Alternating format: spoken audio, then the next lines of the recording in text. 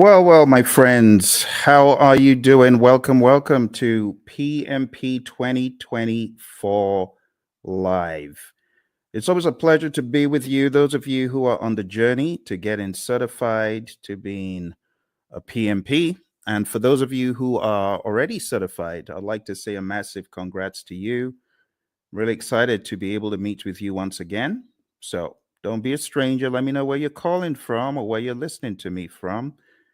And for those of you that may have any questions, now's a good time to begin putting the questions in. But the purpose for our meeting today is to once again realign your journey towards PMP exam success. Okay. I know lots of you have plans to get certified in 2024, but it's important that you be focused on the right direction. All right. Because this PMP exam, when you look at it, it's full of content. It has so much information in it. So you need to be focused, my friend. You need to be laser focused on what exactly you're doing at every step of the way.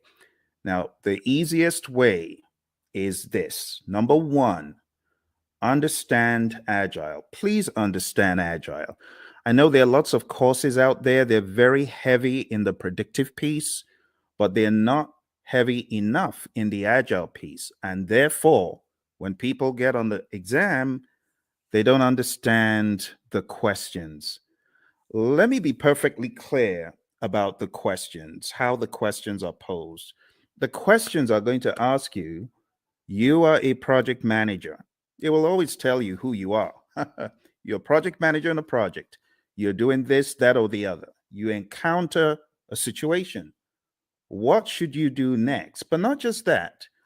In the answers, you very well could have a blend of agile and predictive answers. And it doesn't mean you should choose agile all the time or predictive all the time. It depends on the way the answer is crafted. So my recommendation to you, number one, if you have this book called the Agile Practice Guide, read the book. If you've been for one of my courses and you have Agile book, this one, if you have Agile Principle Run and Cut, please read the book. In fact, I mean, you can see the relative size, right? This is great. This goes deep. This brings you into the discussion like from a layman's perspective. So if I were you, you can get this on Amazon. You can get this everywhere books are sold, pretty much this as well. So I would recommend, if you are weak in Agile, beef up your Agile understanding to the point where you know pretty much where the question is going, right? You got to know from an Agile perspective the values, the philosophies, the thought processes, like just vanilla flavored values. Know your values really well, right? Just know through this work, we've come to value individuals and interactions over processes and tools, work in product over comprehensive documentation, customer collaboration over contract negotiation, responding to change over following a plan. And even though there's value in the items that we just kind of discredited, we value the items on the other side more. That's what you need to be thinking. Then you go over to the principles. Okay. So I'm going to walk you through a little bit of Agile tonight, just to make sure you're on that wavelength. When I'm done with Agile, I'm going to tell you what next to do with Agile. And then I'm going to go into the predictive and then the hybrid. So this is probably going to take about an hour. We might be fortunate to get done quicker, but I want us to jump straight into the discussion because there's a lot for me to show you in this world of PMP. And this first piece is a slice from my course that I call Agile for Practitioners. My buddy Roy and I put this together, and it has helped PMPs across the world ace their PMP exam. So I'm just going to give you a quick little slice of Agile for Practitioners tonight. Let's jump straight into a few little introductions. So that's me. That's your buddy Phil. And I got certified in 2005. And since I got certified, I've been helping people across the world come from an engineering background. I'm one of those who escaped, who ran away and went into a different world of project management, trained many organizations, as you can see on the screen, many government entities, and so on. But let's jump straight into why Agile. Why Agile? I like this quote from Leon Meganson. It says, "It is not the strongest of the species that survives, nor the most intelligent, but the one most adaptable to change." It's all about adaptability, my friend, isn't it? You might recall on page 14 of the Agile Practice Guide, the Stacy model. Stacy model is a great representation of different spectrums where you can be either in an agile setting or in a more simple predictive setting. The summary is you don't have to be agile in practice every single project. For example, you don't have to use Scrum on every single project. You don't have to use Kanban on every single project. Imagine a nuclear plant shutdown. You can't do that saying, we're going to do everything entirely agile. Heaven forbid.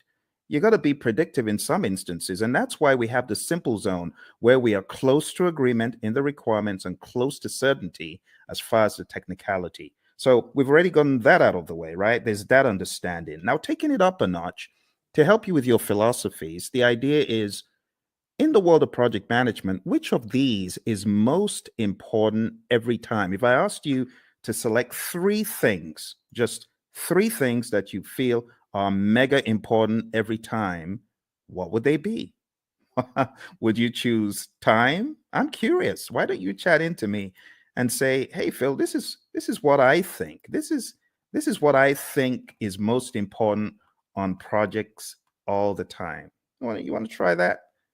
Go for it. Go for it. Go for it. Tell me, what do you think is hyper important? Three things, if you're going to choose three out of these. Any ideas? Is it schedule? Is it budget? Is it scope? Is it customer needs? Is it quality requirements? Or is it team satisfaction? Which three? Chat into me. I'm waiting for you, my friends. I'm waiting. I'm waiting. Come on, you're project managers, right? So you already know the answer to this, hopefully. Which would you choose? Which would you choose?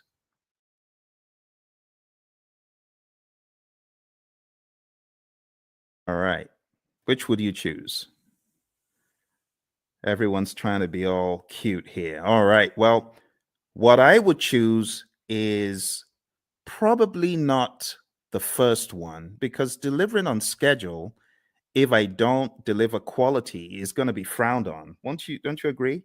If I delivered on schedule, but my customer is not happy, what good is that? Right? What about delivering on budget? You deliver on budget, but your customer is not happy. You got issues. You see where the train is going now? So, in order to answer this question, you need to ask, what about the customer? That needs to be actually one of the first things, but it's not the first thing that you think about. You know, the very first thing you should think about? The very first thing you should think about is the restaurant analogy. Have you ever been to a restaurant and you made the mistake of being mean to the waiter and they're going back there and you're wondering, oh my goodness, I shouldn't have done that. Who knows what they're going to do to my food? Has that thought ever crossed your mind? Well, it's the same thing when it comes to the world of project management.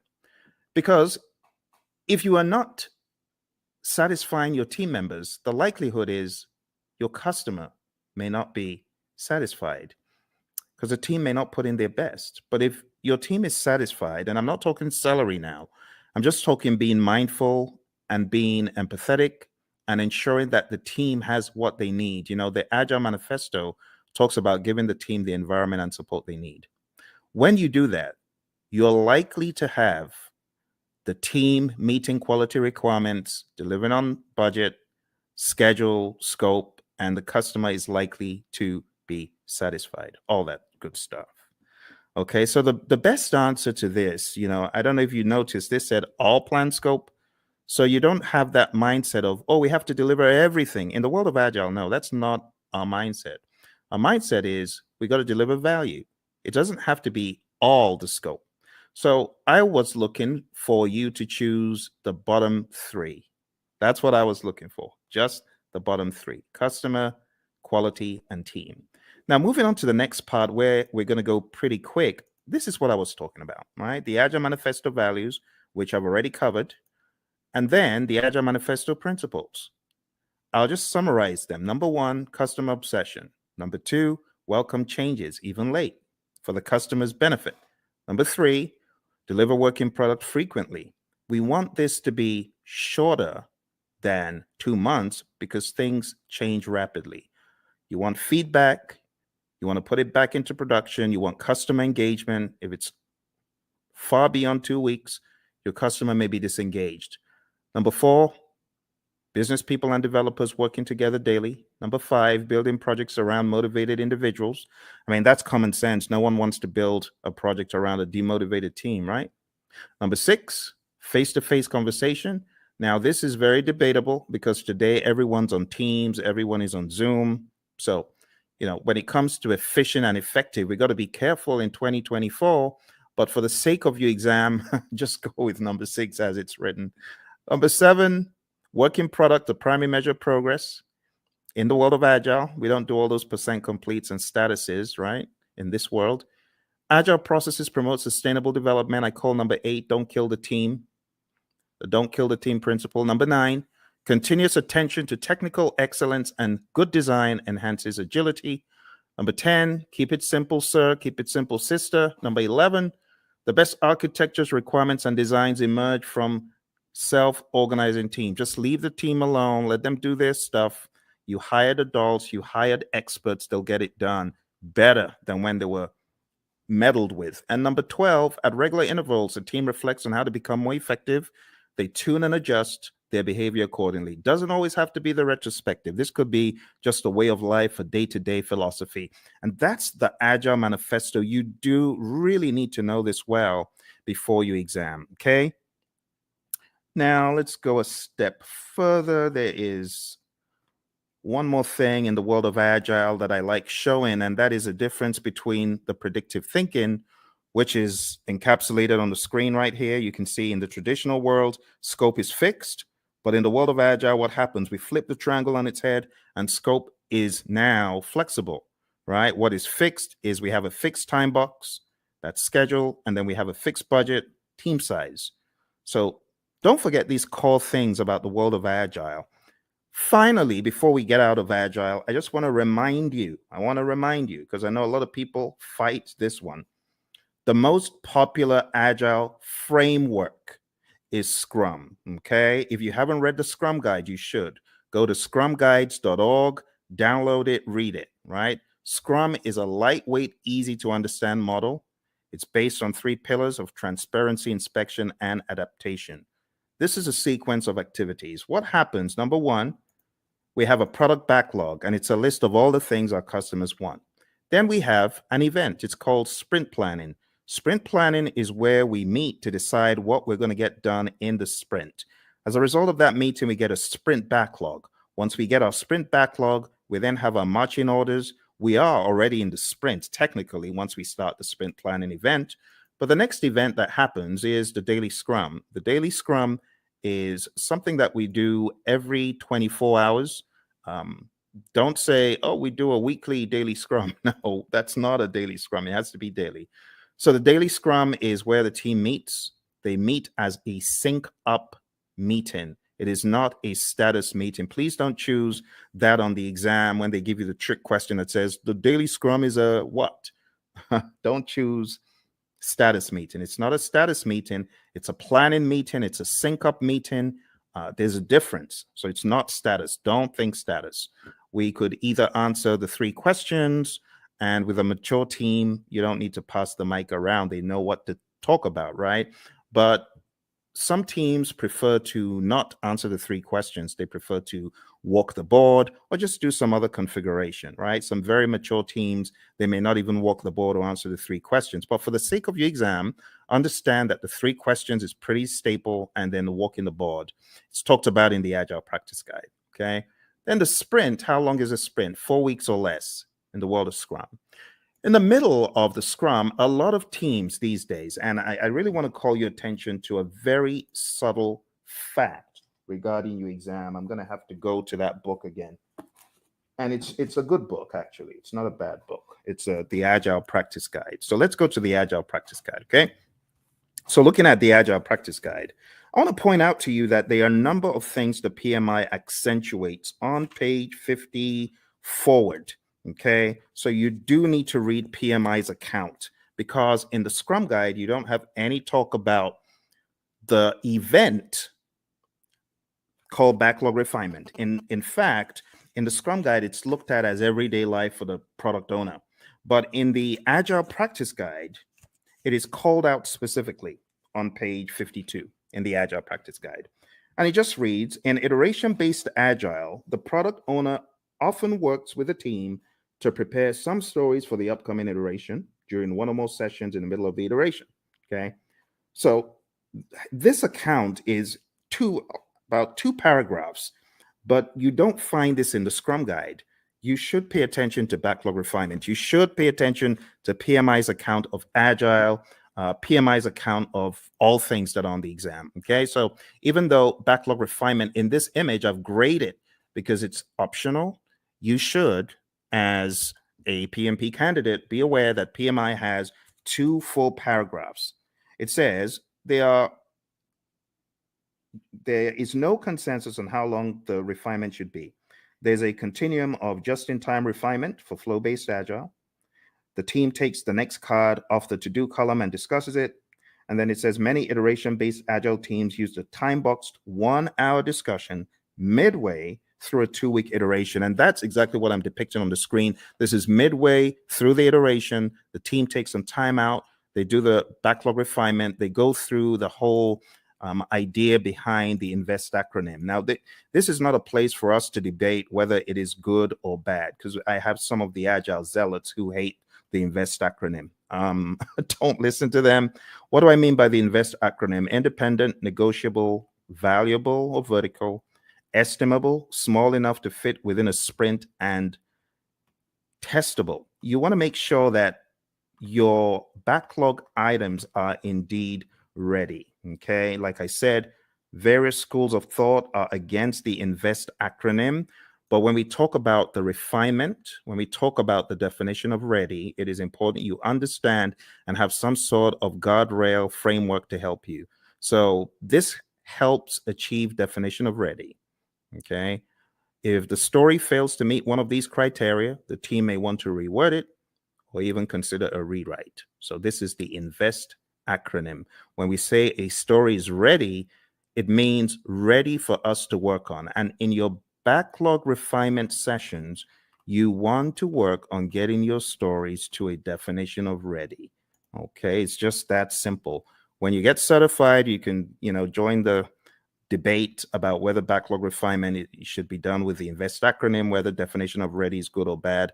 I'm not here for all that, right? But just know for your exam, it's in the Agile Practice Guide. All right, moving on. We have the sprint review event, and this is where the customer, could be the end user involved as well, the stakeholders. This is where there is a review of what was created, the increment, right? And just be aware that the sprint review event is not a gate before you can release value, right? You can release value all through the sprint. It doesn't have to be one time. And in fact, you could get to the end of a sprint and you may not have a featured enough item, so you may not actually release. That's why we call it a potentially shippable increment. Lastly, we have the sprint retrospective event. And in the sprint retrospective, you already know this, I'm sure. This is where the team reflects, they look at what they could have done differently, what went well, what didn't go so well. It could also be a great team bonding exercise, and it's generally closed off to the Scrum team. And when I say Scrum team, I'm talking about the product owner, the Scrum master, and the developers, okay? So feel free to put any questions in there if you've got any questions for me, because I know for some of you, we have already gone through an extensive 35-hour course. You already know a lot of this stuff, but you might have forgotten some of it. For your exam, you got to understand the roles really well. The product owner role, I highly advise you to dig into PMI's Agile Practice Guide and understand their perspective of what this role does. I also advise you to look into the Scrum Guide to get a better idea of the product owner's role. I call the product owner the Chief Value Officer. Also understand what the Scrum Master does. The Scrum Master is a coach, not just a coach for the immediate team, but also a coach for the entire organization. This is someone who should be a champion in my mind for Agile and someone who should be making change on a grander scale. When you get into the nitty-gritty of your exam, you do need to know the 5 events. So the sprint, understand that in the world of Scrum, it's 4 weeks or less. Understand what sprint planning is all about. As I said, one of the things you should do before coming into sprint planning is you should have done some backlog refinement. So all your time isn't going on breaking down those huge monster epics or just realizing what exactly the customer was asking for all along. This is where the product owner needs to wear the hat of Chief Value Officer, understand what should have come next. And when you get into sprint planning, it's generally going to go a lot smoother. The daily scrum, as far as this is concerned, the 15 minutes is pretty standard. It's non-negotiable for your exam. Just know that 15 minutes is a time box. When it comes to backlog refinement, like I said, we want our stories or our requests to be sprint ready. Again, in industry, there's the debate of, well, stories aren't needed in Scrum. They're not in the Scrum Guide. Yes, but for your exam, understand what stories are. I have to say these things because the landscape of Agile is changing very rapidly. When it comes to the sprint review, it's showcasing working product to the stakeholders. It's important that we don't relegate it to just a mere demo, but we see this as a working meeting. We can use this meeting to discuss metrics, what was not done and why. Delivery team demos the working product. The customers may even test it out. Physical products. We have a client of ours who had this physical autonomous vehicle, and customers could get to actually test out such things in a demo. All right. And then the retrospective, like I said, it should be a safe space. You want to understand what worked well, what didn't work well, and you could have some items that you take back to put into the product backlog for the next sprint so that you can improve on those items. But this is not mandatory. It used to be, but it's not mandatory anymore. Okay, a few quick memory joggers. A list of some of the long list of requirements, only those to be done in a sprint. Okay, I'm going to move very quickly. So these are just joggers for your memory, right? Since it says some, it is not talking about the all-encompassing product backlog. This is just talking about the sprint backlog. What about this one? The product backlog is prioritized and owned by whom? Okay, I've already given you the answer to this earlier on. So this is talking about the Chief Value Officer, aka product owner. All right, how about this one? The first event of a sprint is what? Okay, if you were listening in the beginning, you would have gotten that it's the sprint planning event. All right, let's go to the next one. The average length of a sprint used in most firms. If you use the world of Agile philosophies in your firm, you probably know the answer to this one. All right, so the best answer to this, my friends, is not the 1 month. I said 4 weeks or less, but in industry, the sweet spot is 2 weeks. All right, let's move on to the next one. The end result of the sprint is known as what? What do you call the end result of the sprint? All right, so I've abbreviated it because I really want you to think. I really want you to be on your toes thinking about, okay, what are we talking about here? So here we're actually talking about the increment. Now, you can eliminate 1, but you're left with 3. It's definitely not the Project Management Institute. So the best answer that I would have expected you to choose is potentially shippable increment, PSI. Majorly because it may not be featured enough. All right, so PSI is the answer to that one. Okay, PSI. Okay. Next one, a daily scrum is what? What is a daily scrum? Is a daily scrum a planning meeting, a status meeting, a phase gate, or resolution meeting? Hey, Lawan. Lawan, good to see you. Lawan is one of our PMP gurus. She's already certified. And Lawan's got some other certificates, haven't you, Lawan? So very nice to see you. Nice surprise. What are you working on now that you're a PMP? Tell me what you're working on. I'd love to know. All right. So the daily scrum, Lawan said it's A, and she's correct. It's a planning meeting. We don't want to think of it as a status meeting. That will be an immediate 0. So don't do that. All right. Next one, priming the backlog and preparing it for the next sprint through discussions and reprioritization actions is what?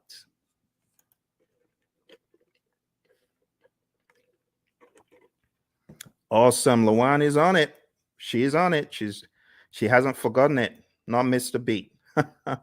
Thank you, Lawan. The best answer to that is indeed what you chose. The answer is backlog refinement. And backlog refinement, we talk about it as being not mandatory as far as an event, but in the Agile Practice Guide, we see it there front and center. All right. The potentially shippable increment should be shown to the customer in a demonstration. This is known as what?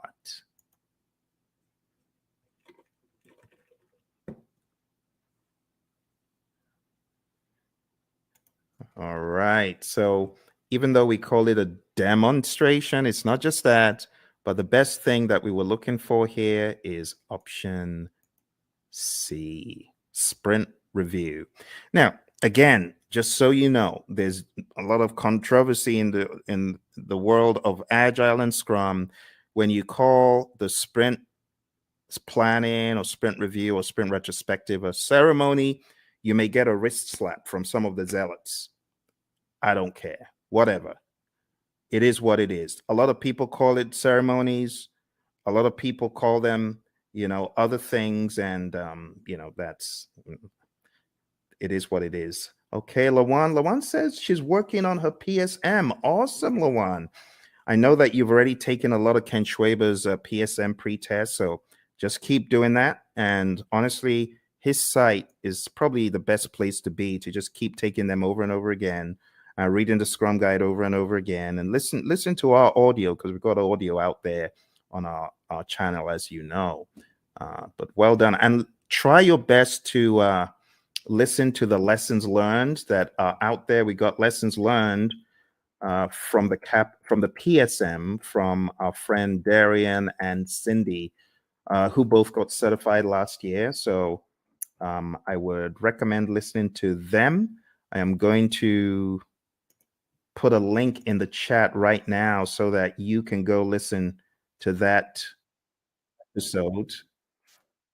You can go listen to that episode and get some wisdom from both of them. They both got certified less than a year ago for the PSM.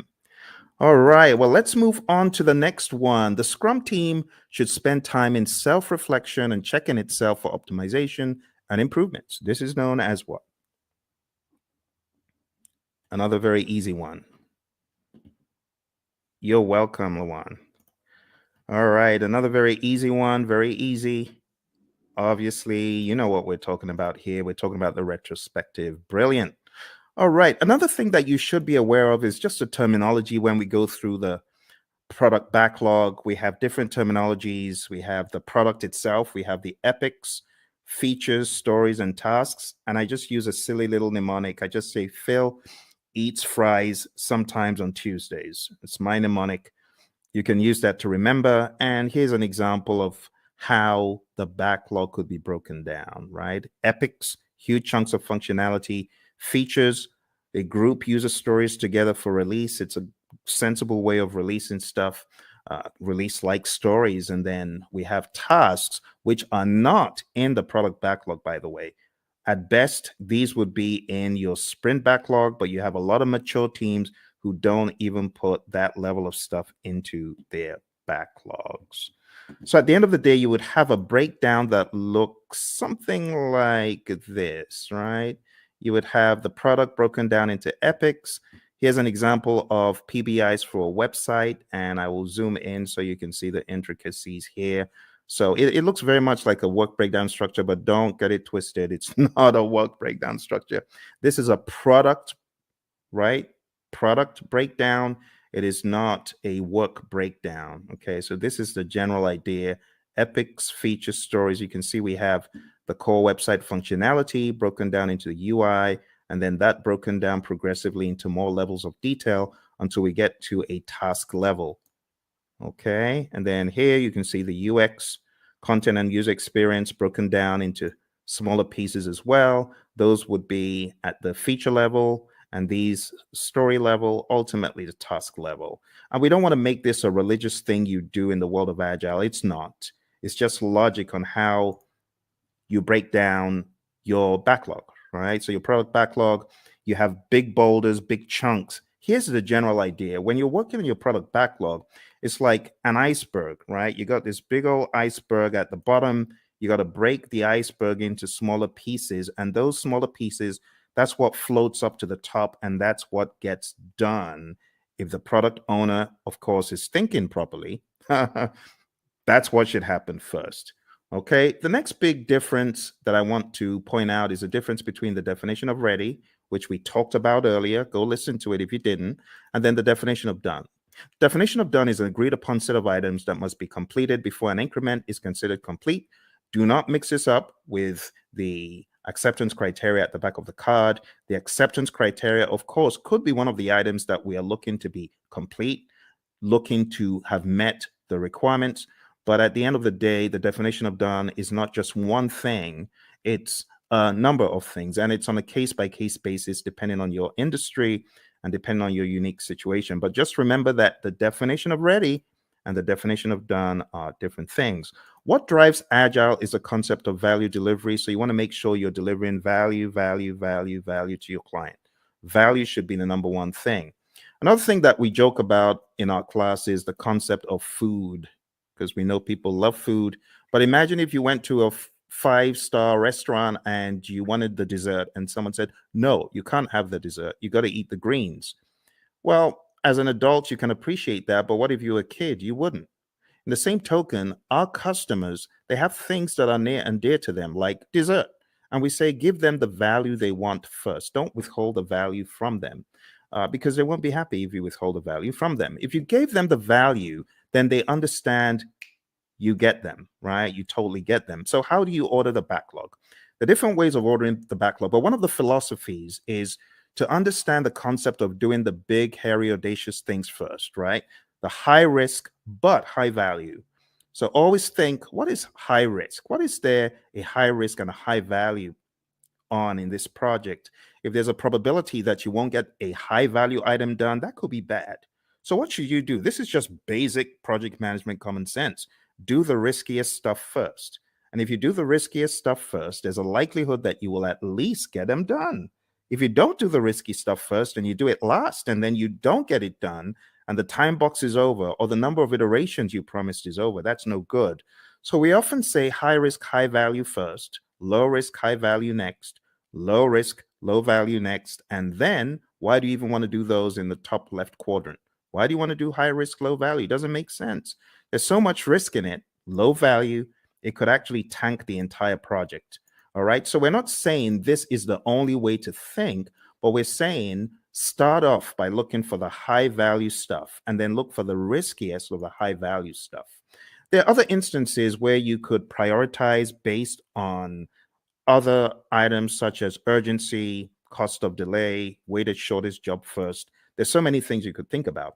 So when we think about ordering the backlog, the job of the product owner is a rather interesting one because the product owner has to think so many things: revenue, demand, importance to end users, frequency of use, the risk of not having it, and so on and so forth. So as a product owner, your thinking always needs to be what is most important. Now, the product owner sometimes falls into the fire alarm trap, which is pandering to people who are shouting the loudest. That is not the way to do it. You want to use more sensible criteria like NPV, ROI, Moscow, and Kano, which are really just categorization techniques when you think about it. Weighted shortest job first could be another one, and the risk-adjusted backlog, the concept of the risk-adjusted backlog. So there's so many pieces that you need to master for your PMP exam, but ultimately, you're going to understand that Agile is front and center, because I cannot tell you how many people have cried, my Agile was so huge on the exam.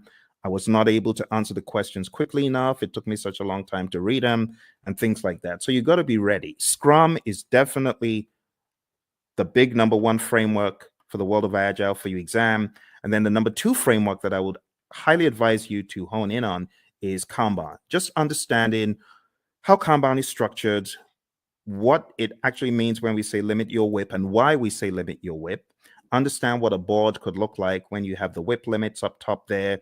Understand what it means when we say the lead time, the cycle time, and things such as that. And understand this concept, because while it may not be tested on the exam, it's good to have the Agile philosophy of there's a cost for delaying delivering value to your customer.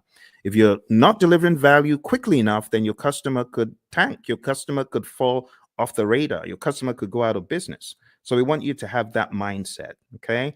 And last but not least, I'll just say have a mentality of the shuhari, right? Alistair Coburn brought this into the world of Agile from the world of Aikido, and it's just a great philosophy to understand.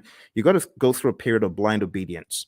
So I remember when the PMI Phoenix chapter brought the whole CSM bandwagon to our chapter, and I was one of the people who jumped on it. And our trainer was receiving a lot of consternation. Tom Meller was receiving a lot of consternation from the PMPs because they felt, what is this? This doesn't make sense. Why should we do this? Don't criticize our project management and things such as that. But blind obedience is best. Honestly, if you're coming into the world of Agile, just leave all your predictive stuff at the door, because I was in the world of predictive for eons, but I had to embrace, as they say in the military, embrace the suck. I had to embrace what Agile was bringing, the change in mindset. And not until I embraced it and I went fully in did I fully get it. So the blind obedience stage is really important. After the blind obedience, you get to the heart stage, consciously moving away from the rules, detaching, breaking free.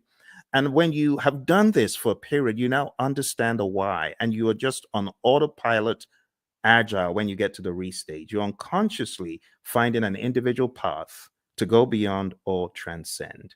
So, my friends, for your exam, this is the first piece that I wanted to introduce to you because Agile is big. It's really big. Now, if you haven't already realized, your exam is going to be based on people, process, and business. And people, process, business could cut across the world of Agile, or it could also cut across the world of predictive. Yes. And that is why I should not say the 12 principles. 12 principles are important. That's in PMBOK 7. So let me just get the 12 principles out of the way for a quick second. 12 principles. Let's talk about that. So for those of you that haven't read about the 12 principles, I want you to download a PMI PDF. I'm going to try to put that PDF in the comments below. So PMI 12 principles. I'm going to share a very, very helpful PDF because it could help you. Like if your exam is tomorrow, you obviously aren't going to have time to read this book, even though it's not as big as the 6th edition, but it's still a significant effort. But maybe, just maybe you could go through the 12 principles in this PDF. So let me show you what is in this PDF. And this will be a very quick run through because the philosophies are quite important. Okay, so let me share this with you. The philosophies in the 12 principles. Let's go very quick. So you can see the 12 principles over here, right? You can see stewardship, team, stakeholders, value, and so on. Let's start from stewardship. Going all the way back to stewardship. So this just says you've got to be a diligent, respectful, and caring steward. All of those things there are extracted from the PMBOK 7th edition, and this is kind of like the most significant part of the book in my mind. So if you open up the PMBOK Guide 7th edition and you go to page 24, okay, I want to make it very clear, very clear. Okay, here, this is it. This is it. I know it looks transparent, but this is it. PMBOK 7th edition. So if you go to PMBOK Guide 7th edition and you go to page 24, it says, be a diligent, respectful, and caring steward. And that's what you see here, stewardship. Stewardship includes integrity, care, trustworthiness, and compliance. And the summary is this: act responsibly to carry out activities with integrity, care, and trustworthiness while maintaining compliance. And that's it. Let's go to the second one. Number 2, team. So if you follow me to the next one, page 28, it just says project teams are made of individuals who wield diverse skills. And the summary is create a collaborative project team environment. That's the summary. All right. Next, we go to stakeholders. And the principle about stakeholders is one of collaboration. It just says effectively engage with stakeholders. Number 4, value. I've already talked about value today, and this just espouses that same idea. Focus on value. If it's not valuable, don't do it. Continually evaluate and adjust project alignment to business objectives and intended benefits and value. Systems thinking. Always see the big picture. It says recognize, evaluate, and respond to system interactions. That's that one. Going over to leadership. Leadership is all about being bold, taking those leadership decisions, making them, it says, demonstrate and adapt leadership behaviors to support individual and team needs. So here, I would say definitely know the Hersey-Blanchard model, the 5 stages of team development, things like McGregor's theory, Herzberg, Vroom, McClelland, all those, you should have an idea about those. But understand that leadership is all about influence. There's a difference between leadership and authority. You got to know that, okay? Even in the power interest grid versus the influence impact grid, there's a difference between power, authority, and influence leadership, okay? You got to remember that. So demonstrate leadership behaviors. Moving on to tailoring. Tailoring, it says, tailor based on context. The summary is you cannot throw the entire PMBOK guide or guides or process group or practice guide at every single project. All right, next one is quality. It says build quality into processes and deliverables. You got to think quality. It says maintain a focus on quality that produces deliverables that meet project objectives and align to the needs, uses, and acceptance requirements set forth by relevant stakeholders. Let's move on to complexity. Complexity, it says navigate complexity. The best way to navigate complexity is to understand the dimensions in it. The dimensions, human behavior, system behavior, uncertainty itself, and ambiguity, and technological innovation. There's a difference between these two. So let me go over these on page 51 very quick for you. Ambiguity is a state of being unclear. It says of not knowing what to expect or how to comprehend a situation. Then it says uncertainty is a lack of understanding and awareness of issues, events, paths to follow, or solutions. The summary is this. PMI is saying complexity is a characteristic of a project, and you as a project manager, you need to know how to manage it. How do you manage complexity? Let me take you back in time to the Stacy complexity model, remember? Now, how did we say we would work on complexity? We're going to break things down into smaller pieces, do things in iteration. Sounds like agile, right? Because that's what we're talking about. All right, number 10, optimize risk responses. It says continually evaluate exposure to risks, both opportunities and threats, to maximize positive impacts and minimize negative impacts to the project and its outcomes. Number 11, embrace adaptability and resiliency. It says build adaptability and resiliency into the organizations and the project team's approaches. It says most projects encounter challenges or obstacles at some stage. The combined attributes of adaptability and resiliency in the project team's approach to a project help the project accommodate impacts and thrive. Adaptability refers to the ability to respond to changing conditions. Resiliency consists of 2 components: the ability to absorb impacts and the ability to recover quickly from setback or failure. Last but not least, we have number 12, one of my favorites, and this says enable change to achieve the envisioned future state. It says prepare those impacted for the adoption and sustainment of new and different behaviors and processes required for the transition from the current state to the intended future state. Here's the deal, my friends. If you're ever going through change, just remember that people are different. Some people cannot absorb change very well, and others can. So you must approach it from a humanistic standpoint. You have to be empathetic. You have to understand the J curve, the way the J curve works. People are going to be in that valley of the J curve, pondering and wondering, how does this impact my life? They're going to be down in the dumps. So what the PMI advocates quite a lot is sense-making sessions. Don't forget the people. All right, and that's pretty much it for PMBOK 7. For those of you who have been asking the question, Phil, does that mean I need to just read the entire PMBOK 7? I've told you, listen to what I'm telling you. Read, I've given you one PDF. Can I give you one more PDF from the PMI? Let me give you one more PDF from the PMI. I'm going to give you the domains PDF because I know some of you, you're still wondering, but what about the domains? I need to know the domains. Okay, I'll show you the domains. You want domains? We'll go to domains tonight. I'll show you. So here we go. Here are the domains. Okay, just to ensure that your curiosity is satisfied, there are 8 domains in the PMBOK Guide 7th edition. Now, stay with me because I know some of you are fixing to run away. Stay with me. Okay, I got to explain this. This is PMBOK 7. This is PMBOK 6. PMBOK 6 is a wildebeest.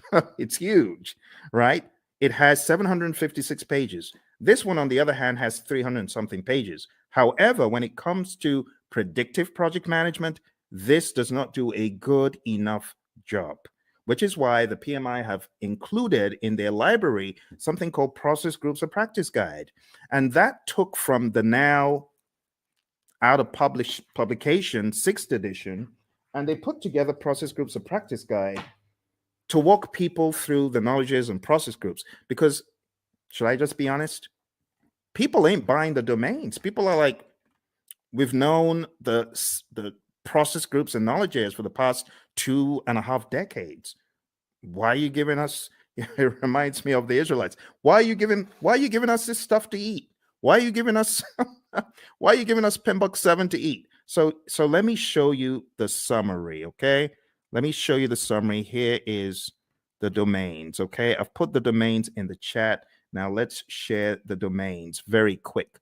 Now, I'm going to read for you from the PMBOK Guide 7th edition, and hopefully you will not ask me this ever again because I feel it's not a very good use of our time, but I know some of you are curious. So let's go to page 7. And another thing about this book is it has 2 sets of pages. You have page 1 in the side where you have the principles, and then you have another page 1 where you have the domains. But let's talk about the domains. Listen carefully. It says, a project performance domain is a group of related activities. That's the difference. It did not say a group of processes. You get it? A group of related activities that are critical for the effective delivery of project outcomes. Project performance domains are interactive, interrelated, and interdependent areas of focus that work in unison to achieve desired project outcomes. There are 8 project performance domains. Number 1, stakeholders. Number 2, team. Number 3, development approach and lifecycle. Number 4, planning. Number 5, project work. Number 6, delivery. Number 7, measurement. And number 8, uncertainty. Let's go through them hyper quick. Stakeholders is all about your care for your stakeholders, understanding that you need to effectively interact with them. In other words, you need to manage their engagement. The team domain is all about caring for the team, team health, and team optimization. Development approach and life cycle is all about selecting the right development approach. Is it going to be agile? Is it going to be predictive? Is it going to be incremental? Is it going to be agile? And then going down into the smaller silos, is it going to be Scrum? Is it going to be Kanban? Is it going to be TDD? Is it going to be ATDD that we use here, right? And so on and so forth.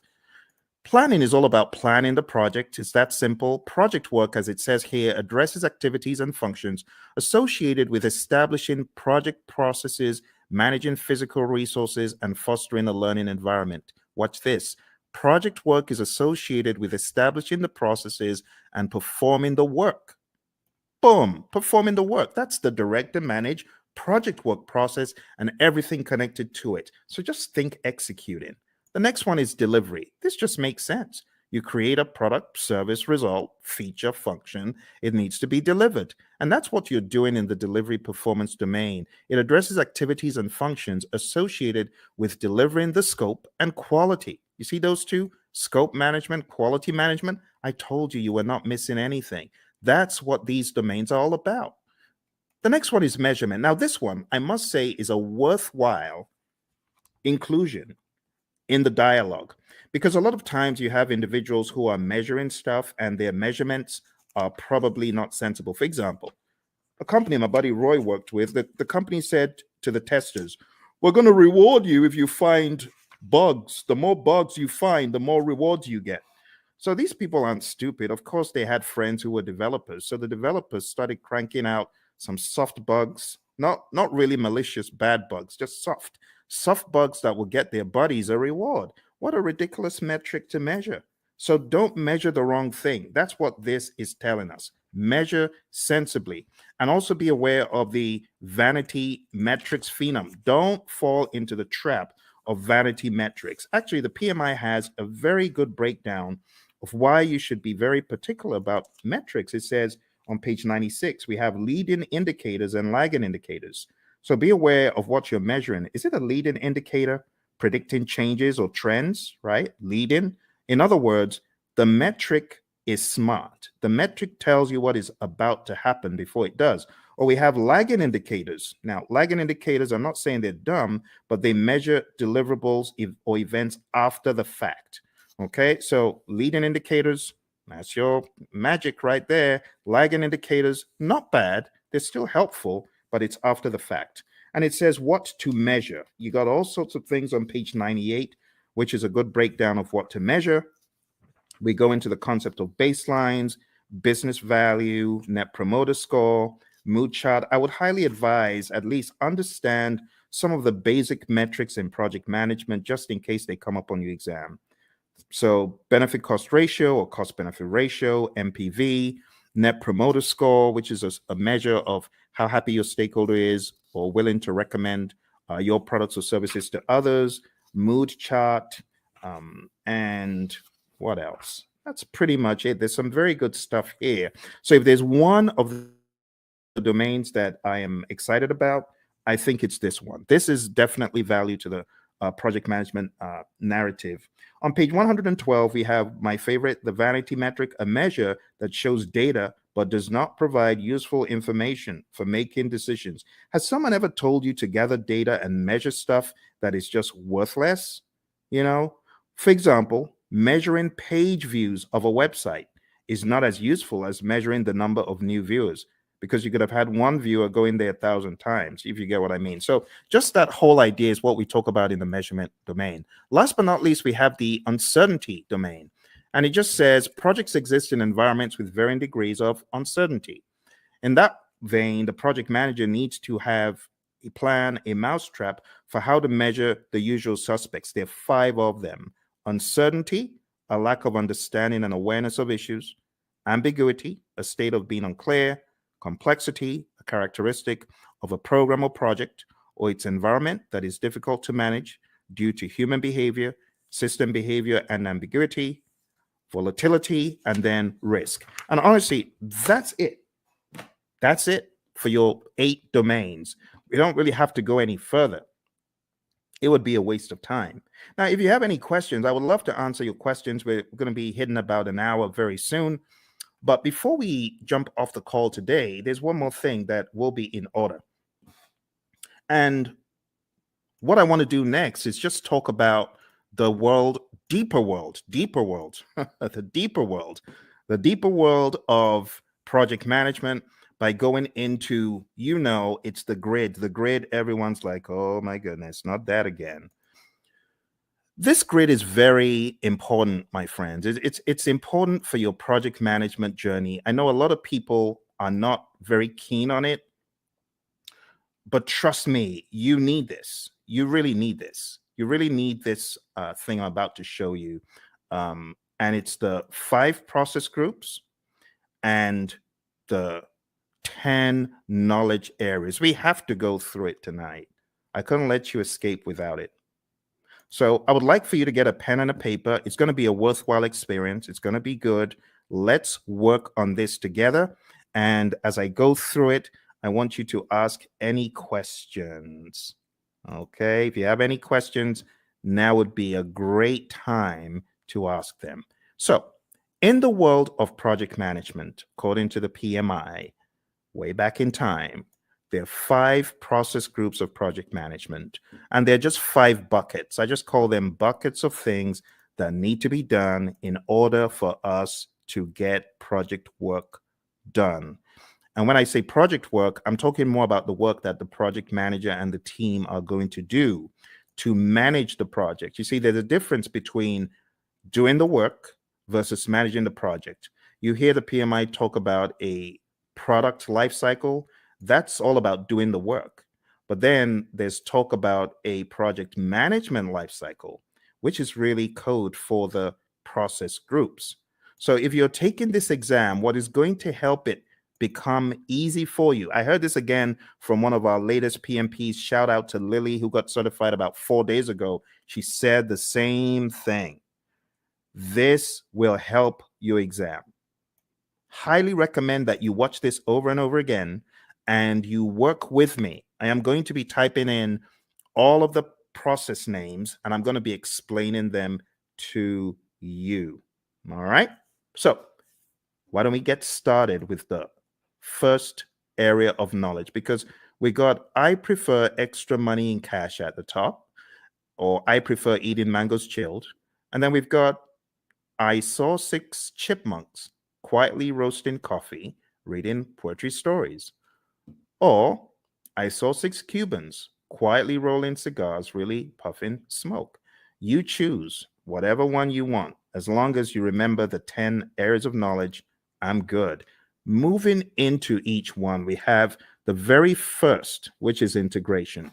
I'm going to be making them a bright yellow as I go through. Hopefully I remember to be consistent with it.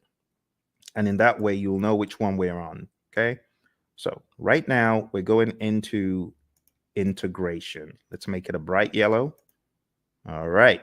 So in integration, the very first thing that happens is the develop project charter process. And in develop project charter, you are creating a document that authorizes the project. You, the project manager, could be working on this, but you don't necessarily have to, because if you've got a sponsor who is capable, they could create this by themselves. They don't need you to do it. But other times they may ask you to do it. In fact, in a lot of companies, the project manager creates the charter, the sponsor signs off on it. So you have to understand that dynamic. All right. Next, going over to planning. The next thing you do in integration is you develop the project management plan. And this is where you put the big plan together, because there's a lot of stuff that actually happens under the process that we're not seeing yet. There's stuff that happens under integration, and all of that rolls up, technically speaking, into integration at the end. We'll talk about that progressively. Next, going into executing, we have the direct and manage project work process. This is where the work is being done and the major output is a deliverable. So think about it.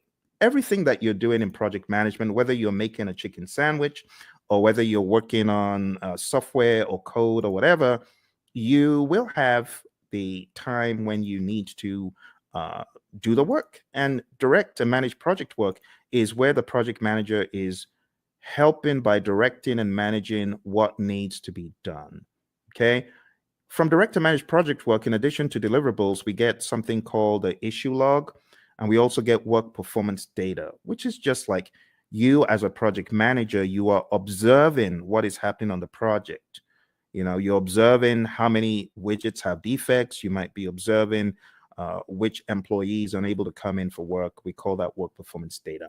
The other thing that happens here in executing and integration is manage project knowledge. Okay, and then moving over to monitoring and controlling, we have a process called monitor and control project work. And this is where we are creating reports. We call them work performance reports. And the reports help understand the status of the project and so on. And the other thing that happens here is called perform integrated change control. And this is where you are reviewing the change requests that come in. The change control board is also involved. So you would review the change request as it comes in. If the change request is not in formal writing, you are encouraged to put it in formal writing. And then you review it, you do an impact analysis, and then you send that information to the change control board, and they can review the change request and decide whether it's going to be done or not. And then in closing, we have the close project or phase process. Close project or phase. And this is where you close out either a phase in the project or the project as a whole. Now, what I want to do right now is just comb through them in a little bit more depth. All right. We get a project charter from here, develop project charter over here.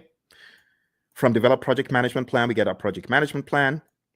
From direct to manage project work, we get our deliverables. From manage project knowledge, this is where we do our lessons learned. We get a lessons learned register. From monitor and control project work, we get our work performance reports. From perform integrated change control, we get our approved change requests. Remember, we could also say the change log is technically an output from here. But remember, your exam is not based on all these inputs, outputs, and stuff. They just help you understand the flow. It is important for you to understand the flow, my friends. And then we have close project or phase. So closing out the project or a phase in the project. This is where we have a final product, service, or result transition as an output. We also have a final report as an output. Okay. Now, these are not just random words that I made up. These are indeed things in the PMBOK Guide 6th edition and things that are helpful for you to know as you traverse the landscape of project management as you prepare for your exam. Okay. All right. I hope that makes sense. Do send in any questions if you have questions. So that's the first knowledge area. Now, everything that happens under integration, you got to look at it like this. Look at it like this. All this stuff under rolls up. All the stuff under rolls up, technically speaking. Now here, I know we only have one process here, but technically speaking, what you have in identifying the stakeholders, you want to make sure the stakeholders buy into the charter. All the stuff you have here in planning is going to add up to your project management plan. All the stuff you do in executing is pretty much governed, talking about governance from an integrative standpoint. Everything you do in monitoring and controlling is governed up here because all you're checking to see if you're going according to plan in all the knowledge areas is governed at a higher level in monitor and control project work. And close project or phase, it just has that, okay? And that's the general high level idea. Now we're going to be going crazily quick, so I'm going to put the responsibility in your court to tell me to slow down or stop because I'm just going to go pedal to metal from here, okay? All right. So draw along, follow along. It will be a good exercise. Going into planning, we have plan, scope, management as a process where we decide how to manage scope. Then we have collect requirements, where we are collecting all the requirements, functional requirements, business requirements, and so on. Then we have the define scope process, where we create the project scope statement, which has all the inclusions, exclusions, detailed deliverable description, and so on. Then we have create WBS, which is where we create the work breakdown structure. Then we jump across to the monitoring and controlling process group. And here we have two things. We have validate scope. This is where your customer checks the product, service, or result. And then we have control scope. And this is where you, as a great project manager, you're controlling the scope, making sure people aren't adding extras. Okay, good. Let's move into schedule management. In schedule management, the first thing that we have here is plan schedule management. Plan schedule management is where you create a plan for how to develop and manage the schedule. Then we have define activities, where we list out the activities that need to be done.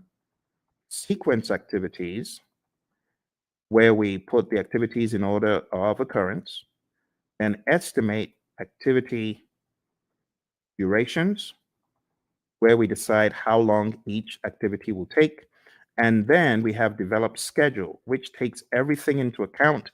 And voila, we have our final schedule, right?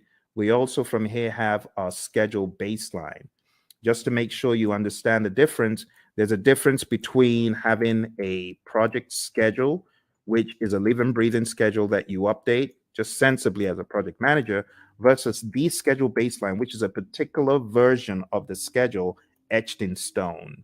So there is a difference between the schedule baseline and the project schedule, and it helps to know that. Last but not least, on the other end of the spectrum, we have control schedule, and this is where we ensure that our schedule is going according to plan. Okay? Be sure to ask any questions. If you have questions, I will be moving a lot quicker from here. Going into scope, we have three things we do. Three things in planning and one in the monitoring and controlling section. Here we plan cost management, and that's where we plan how to manage cost. Then we estimate costs. We estimate the cost for each line item, each task. Then we have determine budget. And this is where we roll all the task costs to a final total amount. And then lastly, here we have control costs. And this is where earned value lives. Now, when I say where earned value lives, this is where we use the earned value metrics. The earned value metrics could help us see trends where we're likely to end up, or previous performance across schedule and cost and even scope. Just remember for your exam, you need to remember SPI, CPI, CV, and SV. You need to remember that they all start with EV. They all start with earned value, right? That's an easy way of remembering. If it's a variance, what do? You subtract. If it's an index, what do? You divide. So that's another quick tip. And then if it's schedule, then if it's schedule performance index, plan value is the other thing. If it's schedule variance, plan value is the other variable. If it's cost related, actual cost is the other variable for cost performance index and cost variance. Okay, so let's zoom into that for the sake of those who may have forgotten. The big thing for your exam is really knowing what does SPI mean if it's 0.4, or what does CPI mean if it's 0.4. Anything less than 1 is bad for the indices, right? Greater than 1 means you're doing better than projected. Anything less than 1 is bad. Equal to 0 means you're equal to 1, I beg your pardon, for the indices means you're right on target. For the variances, if it's 0, it means you're on target. So if you have a 0 variance, that's good. If you have a negative variance, that's bad. If it's greater than 0, like if you have even a $5 cost variance or schedule variance, that means you are actually better than planned. Okay, so those could help you in your recall for the exam. I'm going to put them over here. I'm going to make them a little bit smaller because they're not really a process. It's just something to remember. All right, let's go over to quality. So in quality, we have plan, quality management, and we have manage quality, where we are actually carrying out our quality audits, manage quality. And last but not least, we have control quality. And in control quality, this is where we are actually checking the product, service, or result. Okay. For those of you just coming, we're doing an end-to-end coverage. It's a very rapid means for you to catch up on the PMP. Once this live stream is over, it is likely you will not see the video because the video will be pulled down. You won't see this video once it's over. So if you know you're not able to stay, unfortunately, you will not see this video afterwards. All right, let's come out. Let's go back in. All right, there we have it. So we've got plan quality management, manage quality, and control quality. Moving on to the next thing we're talking about, we're going to talk about resources. Moving on to resources, we have 6 things here. We have plan resource management. We have estimate, activity, resources, and those two happen in planning. In executing, as far as resources concerned, we have acquire resources, we have develop team, and then we have manage team. And what are the differences? In develop team, this is where our team goes for team building, They get trained, they get educated in project affairs if they need to, or technical things. And then in managed team, this is where we give the team feedback. And last but not least, here we have control resources. All right. If there are any questions whatsoever about what you get out of the processes, please ask. I know I'm going pretty quick because I have so many videos about this stuff on the channel that I'm expecting that you might have maybe even already gone through some of those. Okay, let's go on to the next one. Next one is communications. And in the communications knowledge area, you're going to do three things. You're going to plan communications management. You are going to manage communications. In other words, you're going to communicate. This is where you're going to distribute information to people. This is where you could have reporting done in meetings. And last but not least, we have monitor communications. Okay. Again, I want to encourage you, if you haven't mastered this, this is important for your PMP exam. I know some people feel, oh, this is old stuff. Trust me when I tell you, I cannot count how many people I've heard from that this helped them put the big map together. So I really want to stress, if you haven't mastered this, please spend some time in doing so. Okay. All right. Let's make these a little bit smaller because we got a really big one coming up. We got risk. Risk is a significant beast. It's very, very big. So let's go on to risk. And risk starts off, as usual, with plan risk management. This is where we create a plan for how to manage risk.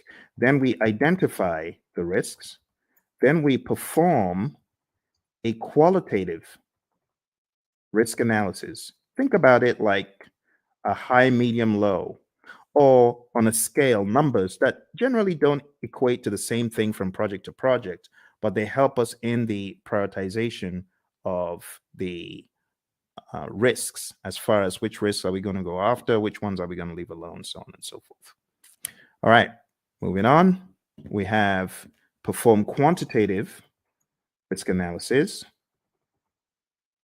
And this is where we analyze the risks from a numeric standpoint that is also dollar related or something quantitative like weeks. You could analyze from a schedule perspective, how many weeks, how many days, and that's an absolute. That is not qualitative. Or how much money is going to be the result of this risk as far as contingencies are concerned. This is where you're getting really into some hardcore amounts. The next thing that happens is called plan risk responses. And then we jump across to executing, and then we implement those responses. Okay, and last but not least, we have monitor risks. Now, when it comes to plan risk responses, again, I'm going to take some time out to talk about the A team, not Mr. T and the A team, but avoid, transfer, escalate, accept, and mitigate. Okay, so these five are your approaches for negative risk or threats. We also have another 5 for positive risk or opportunities, and I'm just going to put them here sneakily. I know it shouldn't be there, but I'm going to put them there because I want to share them with you. I call it EASEE, easy, right? Easy. It just stands for exploit, accept, share, escalate, and enhance. You got to know these really well. Look on the channel because I have videos. Avoid. Let me just blow this up a little bit so that you can see it a little clearer. Okay, let's blow that up. Okay, so avoid, and feel free to take screenshots. That's fine if you want to take screenshots, right? So avoid is avoiding the risk altogether, 100%. The risk doesn't happen or it doesn't impact at all. Transfer is transferring to a third party. Escalating is elevating the risk to either your boss because it's beyond your power or your authority, or you could escalate because it's affecting other parts of the organization. Accept is doing nothing. We have passive and active accept, and mitigate is reducing the probability or impact. On the side of the easy, which really should be here, but I'm just making this quick. The easy is for the positive risk. So you could exploit a risk that's 100%. That positive risk is going to happen, right? That's what we mean by exploit. 100% will happen. Accept is doing nothing. We have passive and active accept again. Sharing, again, same strategy as I said for transfer. You involve a third party. It could be a special purpose company. It could be a sister organization that you share the positive risk with. Escalate, again, escalating it to a higher power because it's beyond your project or because it's beyond your power. And then enhance is really just increasing the probability or the impact of the positive risk. All right, so that's risk, my friends. We are going pretty quick here, and we are going to be done before you know it. Let me go back and share the last pieces of information because we have just 2 more knowledge areas. Aren't you amazed at how quick that has gone? You know, in some courses, the entire 1 week is spent on that. They spent 5 days taking you through what I'm showing you in minutes. That's why you need to come to my course. Come to my course. I'll do a lot of time optimization for you. You want to join my course, go to hpmexam.com or go to tinyurl.com/elite PMP or tinyurl.com/elite CAPM. I'm going to put those links in the chat because I know some of you are like, how do I join your program, Phil? Well, you just need to go to Elite PMP.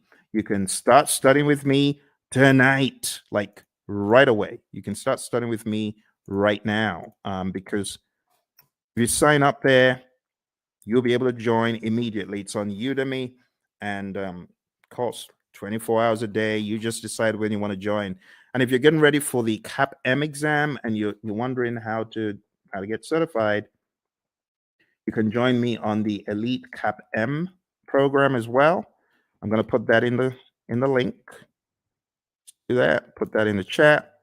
So go to Elite CAPM if you're keen on studying with me for the CAPM exam. And then if you want to be on my full-blown training for project managers, not only to get them PMP certified, but also to elevate them to the next level after PMP. In other words, showing you how to succeed. You can just jump into my program, which is called hpmexam.com PMP exam immersion.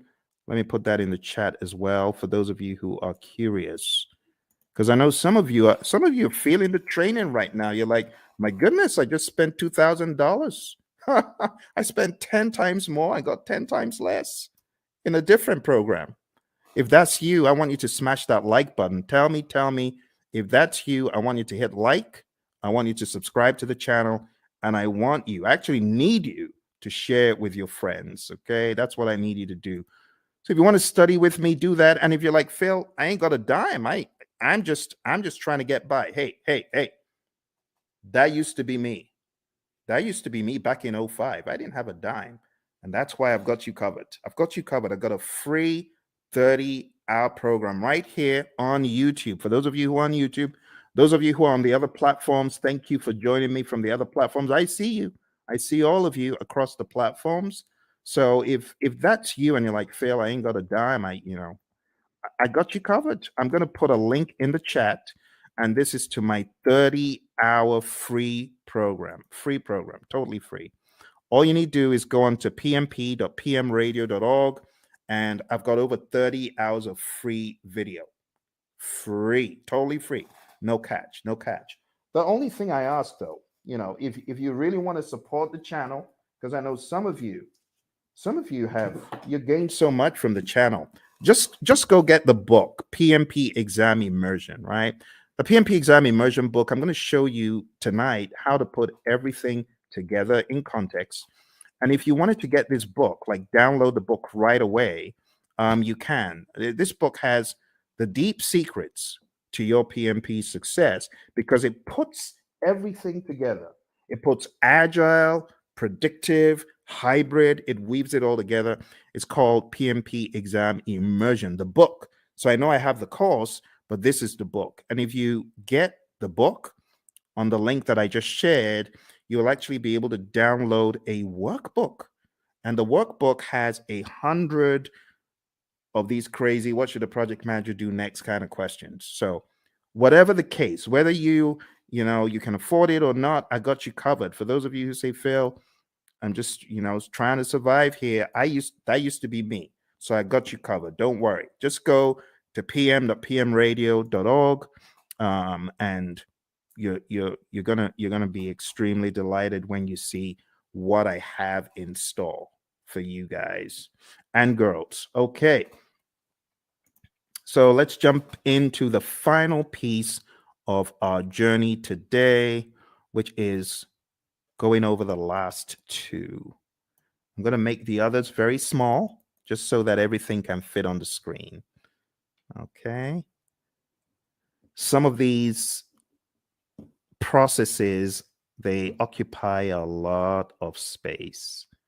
I might be able to make a few of them bigger, like quality is actually not that much.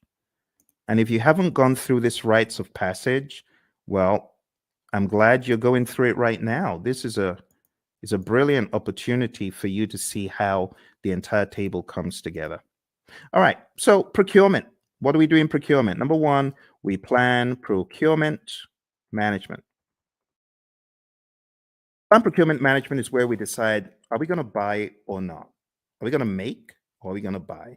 If you decide to buy, then we go through the procurement process, the philosophies, right? And we do the RFPs or the RFQs or the RFI, request for proposal RFP, request for quote RFQ, request for information RFI, IFN, invitation for negotiation. I'm talking so quick because I want to get done. I want to get done. It's a weekend. It's a weekend. You see, the labor of love, your buddy Phil is here for you to help you. Because once I hit the road again, it's going to be hard for me to do these. And I hit the road very shortly. All right, conduct procurements is where you take a look at all of the proposals that were sent in and you select one or two, you award a contract, and then control procurements. This is where you are checking to ensure that the vendor, the seller actually did what they promised. You want to make sure that they are delivering. You want to make sure that they are on time. You want to make sure, as one of my students said, hey, my client just showed up and we do interior for airplanes and they just showed up to do an audit. That's control procurement. You want to make sure that the seller is really upholding the quality.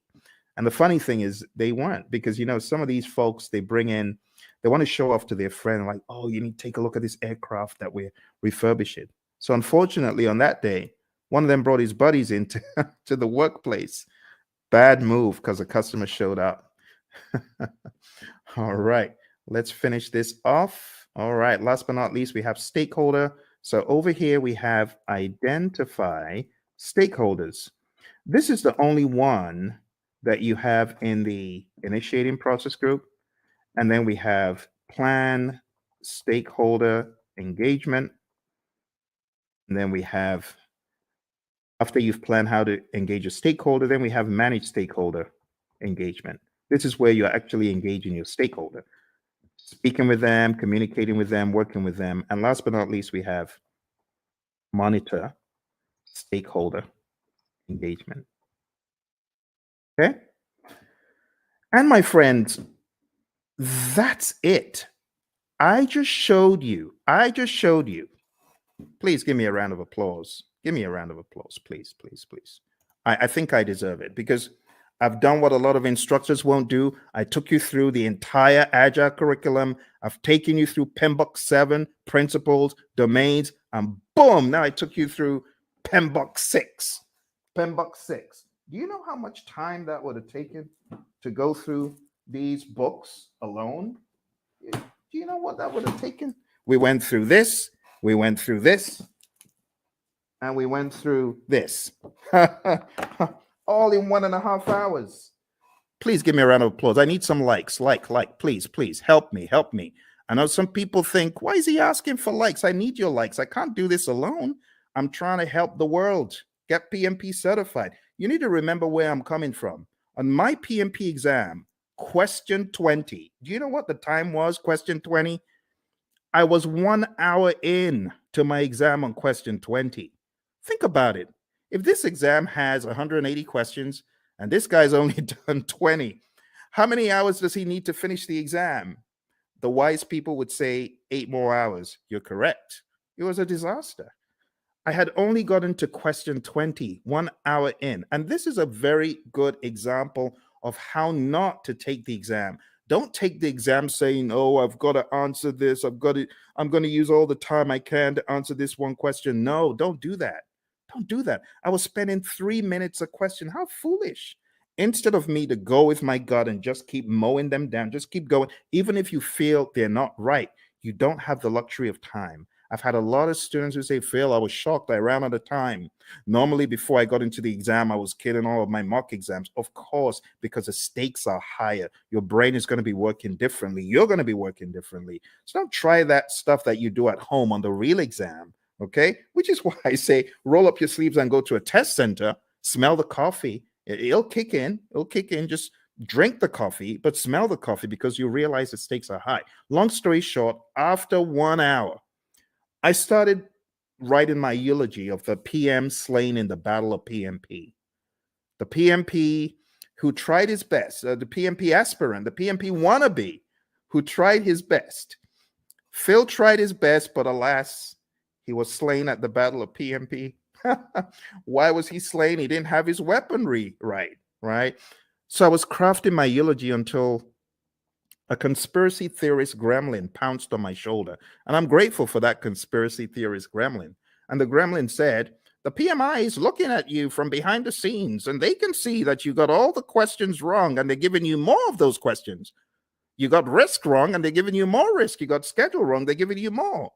Why don't you go to the back of the exam? It was a crazy thought, but this is what got me out of the exam alive. I jumped all the way to the back of the exam. Back in those days, you could move backwards and forwards between all the questions. And back in my day, there were actually 200 questions. So I went all the way to the back and I started doing the questions from the back, from the back, from the back. Truth be told, hey, use this. Use this as the fire escape. For me, it was the fire escape. I started backwards and I realized the questions were easier from 200, 190, 180, 170, 160, 150, 140, and just kept doing the exam backwards, and it was easy. Then I got to a pocket of difficult questions. It's like these question writers are like fiends from the pit. They know where to grab you, and they just, boom, dollop a boatload of hard questions, and it's like quicksand. Don't be moved by that. You can jump over the quicksand, or you could just do C, D, E, C, C, C, whatever the options are, but don't get stuck in the quicksand. I didn't get stuck in the quicksand. Kept mowing them down. I think I had a pocket of difficult ones in 120, kept going back around 70 something, difficult ones around 50. I didn't care. I was just mowing them down, doing my best. And then I got back to question 20. And guess what the time was? 3:55. Pretty much I had 5 minutes left. And the question is, am I going to start changing stuff, or am I just going to end the exam? Took a deep breath. Boom, end the exam. And then the screen goes blank. You've been selected for a survey. We would like to find out, did you enjoy your exam experience? Was it clean? Did you like the staff members? Oh my goodness. Now I have to go all the way through this ridiculous survey saying, I liked it, I didn't like it. But remember, the conspiracy theorist gremlin is saying, fail, you got to say you like it, because if you said you don't, you're going to fail.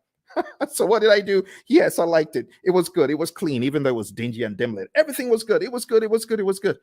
Then press the end button and the screen goes blank for like an eternity. Congrats. You've passed the exam. Talk about being chased by, you watch those TikTok videos of crazy bear out of somewhere in Colorado, those bears.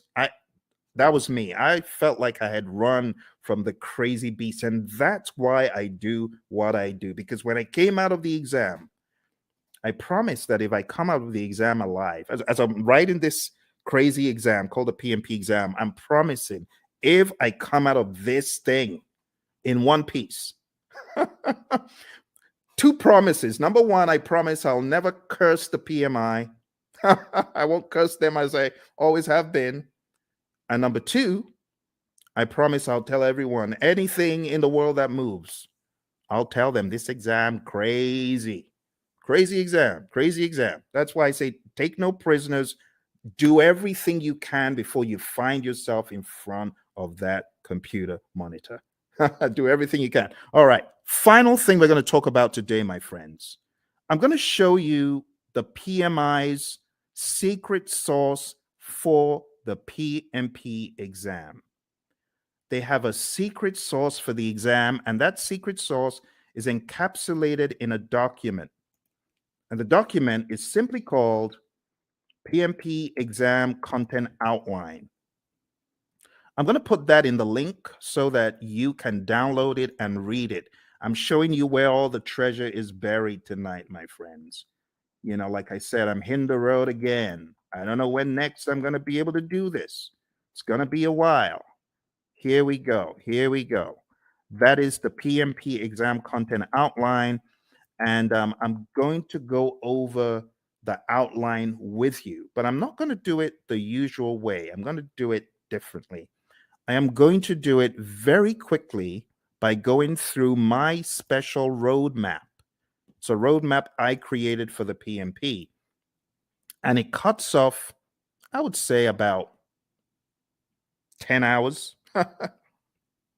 It cuts off 10 hours from the curriculum because it's very rapid and effective. Are you ready? Let's jump into it. Let's jump into it. Here we go. Here we go. For those of you that have been on since we started, thank you very much. I hope you're finding value from it. Your exam is going to have people. 42% of the exam is people, 50% is process, 8% is business. And then you can slice that across 50% agile and hybrid, 50% predictive. Okay? So what am I trying to say? I'm trying to tell you agile is a beast, a big old beast as big as predictive. Here's the breakdown one more time. See that? So pay close attention to the process domain, but don't forget, you could slice these into 21, 21 for people, 21 agile and hybrid, 21 predictive. For process, 25 agile and hybrid, 25 predictive. For business, 4% agile and hybrid, 4% predictive. That's the general idea. Okay. Let's go into the people domain very quickly, and I'll just try to wrap it all up. Okay. Number one, I have changed the order from what is in the outline that I sent you. In the outline, it starts off with manage conflict, and then it goes into lead a team and so on. But I'm changing it because I want you to get the flow. The flow doesn't make sense in the outline. I want you to get more of the flow from a time perspective. So number one, what I want you to think about first is building a team. You build a team, and then you begin to define the team ground rules, do's and don'ts, and acceptable behavior. And then you begin to lead a team. You know, my mentor, John Maxwell, he says a true measure of leadership is influence, nothing more, nothing less. You're going to lead the team to success. You're going to help the team understand what to do on the project. Leadership is all about example as well. The Hersey-Blanchard model is also a very good one to talk about here. If you haven't heard about the Hersey-Blanchard model, this is it. The thesis of the Hersey-Blanchard model is you need to be a situational leader. You can either be in a directing mode, depending on the individual. This is where you give low support and more direction, or in a coaching role, or in a supporting role, giving more support than direction, and in a delegating role where you just know the keys to the kingdom are safe with this dude, this girl, because they've proven themselves time and time again. But you don't always stay in one quadrant. You move around depending on the individual and the circumstance. With someone, you could have a delegating approach, but if you change the environment, you may need to have a more directing approach with that same individual. And that's the general idea. The other thing that you really need to know for your exam is the 5 stages of team development: the forming, storming, norming, performing, and adjourning. This will help you on the questions.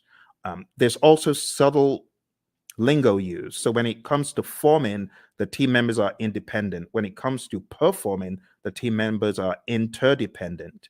So you got to understand PMI's lingo when it comes to these. I would say it's worth checking how they discuss the 5 stages of team development, or Tuckman's ladder, Bruce Tuckman's ladder. Also, as part of your journey, know the 10 tenets of servant leadership: listening, empathy, healing, awareness, persuasion, conceptualization, foresight, stewardship, commitment to growth of people, and building community. You already know the PMI isn't going to do this in parrot fashion, but you do need to be very comfortable with the narrative. Also, for the people domain, you need to understand the Thomas Kilmann conflict mode instrument. There's no image of this in the PMBOK guides, any publications from PMI, but you need to realize that you could be somewhere in the middle as far as your approach to conflict, or you could be very forceful to get your way, or you could be in a collaborate or problem solve mode, which means you're assertive about your needs and the other person's needs. You could be in the avoid or withdraw mode, or you could be in the accommodate or smooth mode. The accommodate or smooth means you're more focused on the person's needs than yours. Avoid or withdraw means you don't care about yours or the other person's needs. You just want to escape. And that's okay. But avoid or withdraw is not the end. You could be back. You could be back with some additional backup. It depends. Okay. So there they are again. The Thomas Kilmann conflict mode instrument, PMBOK 6, page 349. If you're in PMBOK 7, it's talked about differently. It's kind of wonky because it kind of went off something else instead of sticking to the Thomas Kilmann conflict mode instrument itself. This is what I would recommend, though, for your exam prep. Okay. So going back, we've talked about 6, 12, and 2. The other things you need to know for your exam: definitely understand how you as a leader should build shared understanding. Then we go to task 5, ensuring team members and stakeholders are adequately trained, which is a no-brainer. Number 13, mentoring relevant stakeholders. Whether you're the scrum master or the project manager, you should mentor. Empower team members and stakeholders. Manage conflict. This is where the whole conflict dialogue now comes in. Number 11, engage and support virtual teams. Understand the concept of the fishbowl window. Number 9, collaborating with stakeholders. Number 7, addressing and removing impediments, obstacles, and blockers. Number 3, supporting team performance through the application of emotional intelligence. Number 14, I beg your pardon, promoting team performance through the application of EI. And number 8, negotiating project agreements. Now, 3 and 14 are very close. Supporting team performance and promoting team performance, they're very similar. Supporting the team means you're there for them, you big them up in a meeting, you don't throw them under the bus. Promoting team performance through the application of EI is different. This means you are emotionally intelligent. Emotional intelligence means you're able to control your emotions, bridle your emotions, and you're also able to influence the emotions of others. And that's the people domain very succinctly, okay? As easy as ABC. But don't forget, in the document I sent you, every one of these is broken down into smaller enablers. I would recommend going through the PDF that I put in the chat. That will help get you to excellence in this. Okay, let's move on to the process domain. Before we get to the process domain, I really want to accentuate a couple of tools. Okay, the stakeholder power interest grid is big. Make sure you understand that before your exam. You could have the power interest grid, the influence impact grid, and other allotropes of it, and understand the planned stakeholder engagement process. This is where we have our stakeholder engagement assessment matrix. I call it the SEAM. This is where you have your current state of the stakeholder, and that is your desired state. They're currently unaware. You want them to be supportive. The question for your team then becomes, how do I get Bob from an unaware stakeholder to supportive? What are the actions that we need, right? And those are the actions that you got to discuss. So this is a great conversation piece for the real world as well, okay? In the task of collaborating with stakeholders, in which process do you build trust and gain support from stakeholders? What do you think? A, B, C, or D? All right. I'll go quick. So the answer to this, my friends, is where you are communicating with the stakeholders and working with them. And therefore, the best answer is manage stakeholder engagement. You won't get questions like that on the exam because those are very prescriptive to process name, but still you could get the process names expanded upon and camouflaged. So you do need to know what you're doing in each process. Here's another one. On your agile project, when facilitating a meeting with stakeholders, it is critical to do what? Is it hold the meeting in person? Is it develop and distribute an agenda prior to the meeting? Is it bring snacks? Or is it use technology to record the meeting so you can reference as needed? What do you think? Which one is more agile than the others? Which one makes sense? Okay, so which one is critical? In which one would the meeting sink if you didn't do it? Think about it. It's like a trick question.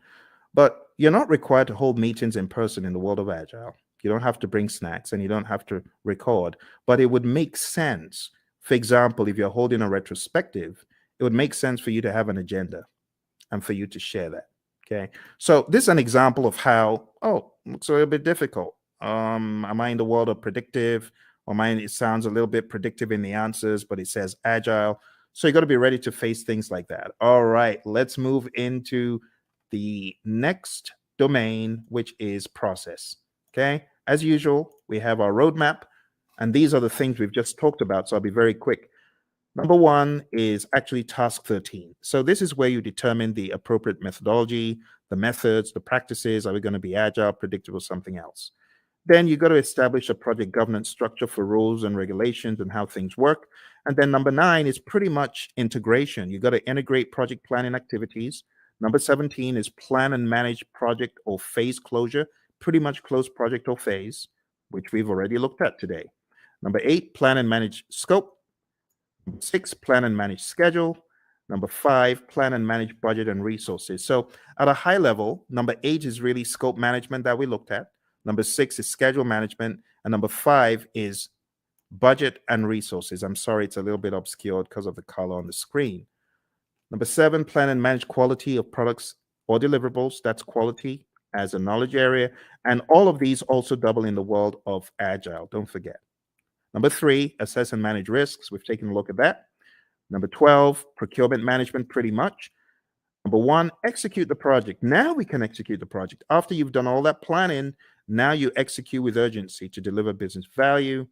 Number 16, ensure knowledge transfer for project continuity. Make sure that you're transferring the knowledge, because if that person leaves, what's going to happen? That needs to be your question. All right, manage project issues, have an issue log. Make sure you chase those impediments as vehemently as possible before they eat you alive. So we talk about impediments, obstacles, and blockers. So the question is, what is the difference between an impediment, an obstacle, or a blocker? And the answer is an impediment slows you down. An obstacle is in the way. Now you can go around it, you can go over it, but when it comes to a blocker, you're stuck in your tracks. You're stopped. That's really bad. They're all bad, but blockers are the worst because they just stop you in your tracks. You can't move. When we talk about managing project issues in the world of predictive, all of those things are in your issue log. You got to go after them. Manage project changes just means manage changes using your change management plan. Your configuration management plan must also be considered. This is manage project artifacts. 3 artifacts in Agile. Who remembers?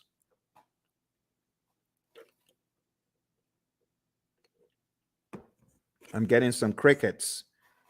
3 artifacts we talked about. Does anyone remember?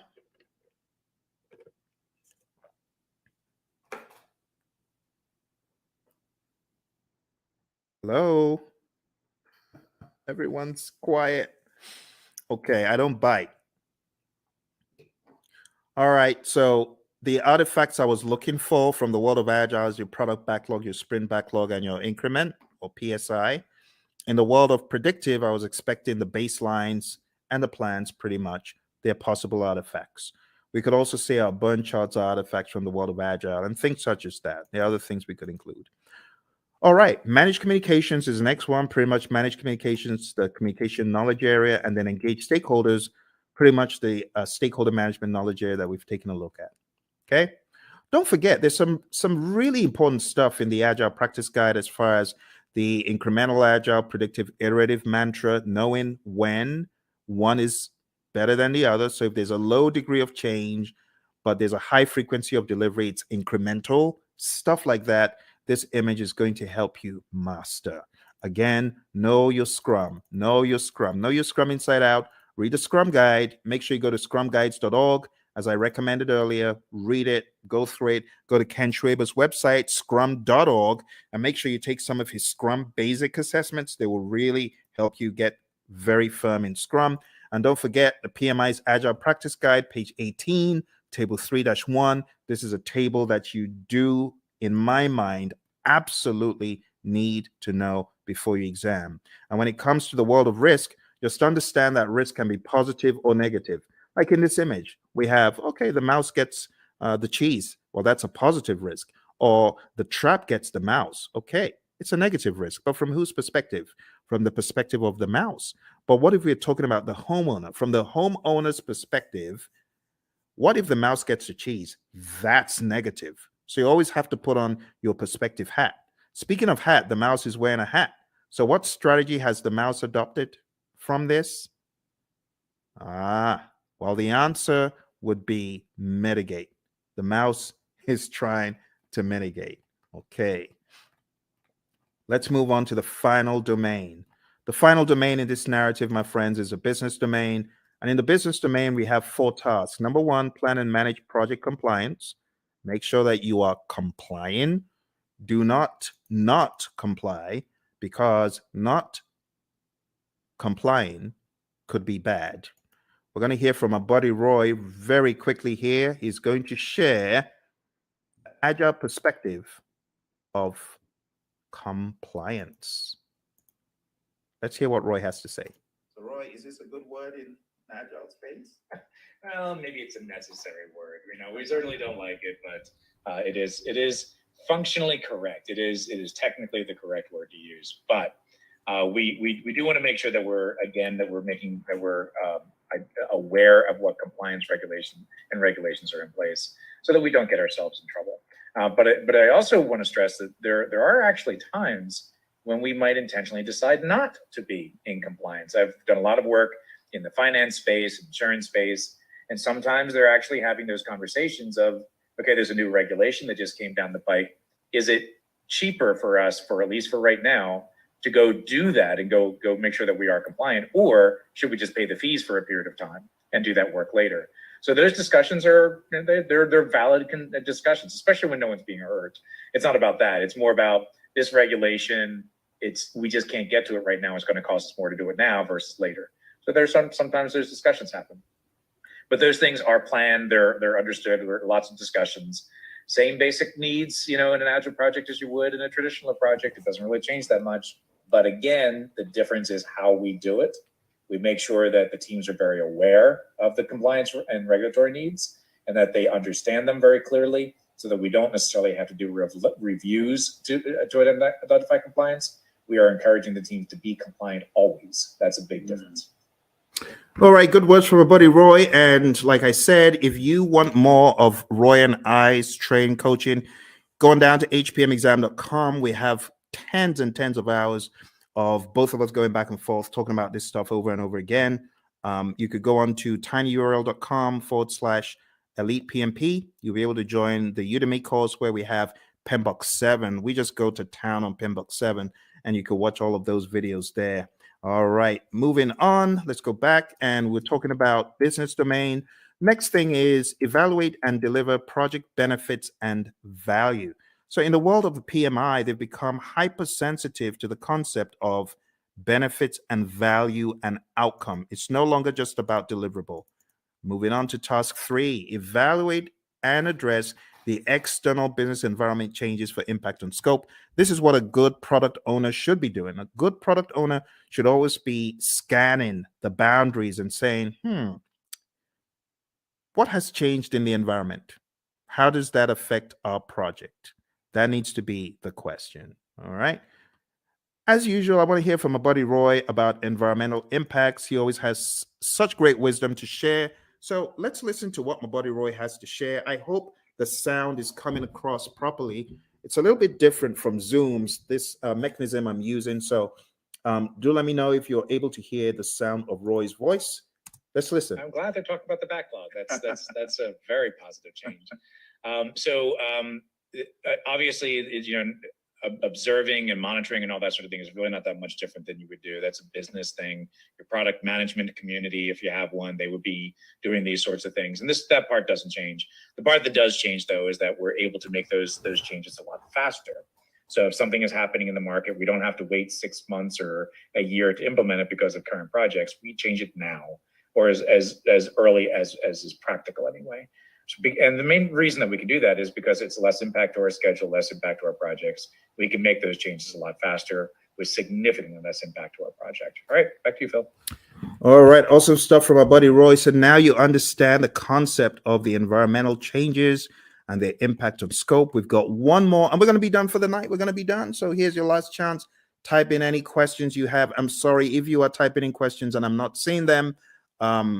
This is a different platform, so even though it's live, I am unable to see if you have chatted in anything. It's not coming through.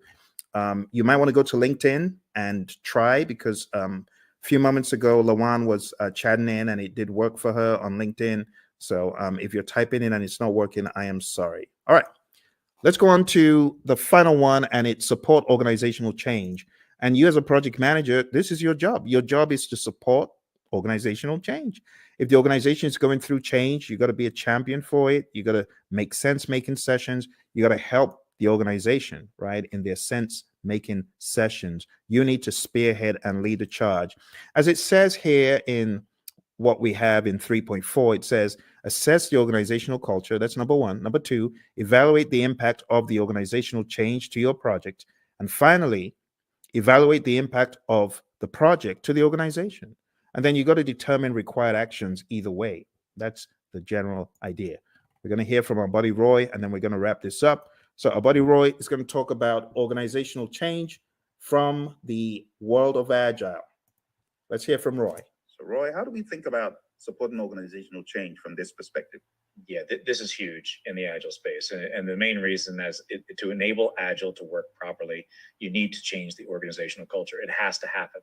To support things like, experimentation and the ability to fail and removing impediments as quickly as possible. All of these things may be contrary to the way that your organization is set up and contrary to the culture. So as project managers, as scrum masters, you need to be evangelists and champions of the process and encourage that change by educating your leaders, educating your business partners, your stakeholders, making sure they really understand what this is all about. Organizational change, let's say this, the biggest barrier to Agile adoption is organizational culture. So if you're looking for one thing that's going to be your biggest problem, it's the organization itself, the culture of the organization. So you need to pay particular attention to that, because you're going to see behaviors that are more traditional in an Agile environment.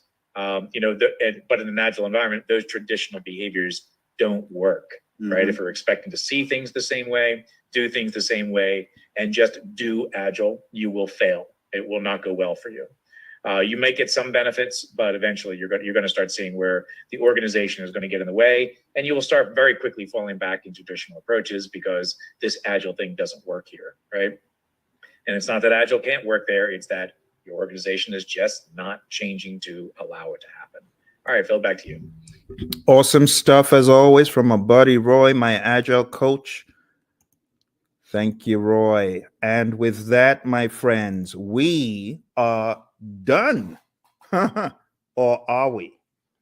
There's one little piece left that I like to throw in at the end, just to help you see how far we have come. Because when I tell you we've climbed 1,000 mountains, you better believe it. We've climbed so many mountains that you won't even believe. When you see the roadmap of everything we've done tonight, you won't believe how much we've done. We've done a boatload of stuff. We've done so much stuff. It could actually be a little bit mind-boggling to you. So what I like to do at this point, I like to show like a roadmap of all the intricacies of the PMP exam. So let me just go over them one by one. First of all, we've talked about the world of predictive. We've talked about the world of agile. We've talked about the people, process, and business domains. We've talked about Scrum. We've talked about Kanban. We've talked about the Agile Manifesto, talked about the Agile Manifesto values and principles. And then I've shown you PMBOK 7. I've shown you PMBOK 6. I've shown you the 12 principles and the 8 domains. Wow. My goodness. Okay, let's put it all into perspective. I'm going to show you one more image to bring it home. This is going to be the coup de grace. It's going to help you see everything in one place. Okay. But are you ready? I hope you are. This is going to go pretty deep. Let's take a look. I call this the PMP mind map. PMP mind map. And this mind map encapsulates the entire journey. I think at the end of it, you'll probably appreciate all the work you have been doing, actually. All the work you've been doing to succeed on your PMP, you're going to see it come to light here. All right. Here we go.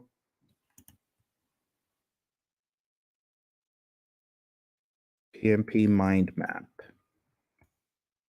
You might have seen a video where I talked about this in the past, but it's always new because of the enormity of what we have done tonight. You ready? Okay. You take myself off the screen so that you can see it.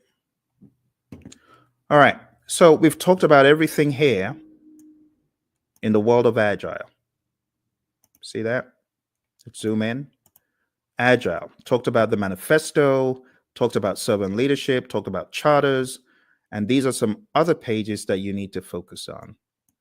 We talked about predictive, 5 process groups, 10 knowledge areas, 49 processes, talked about the principles and the domains, talked about the PMP exam content outline.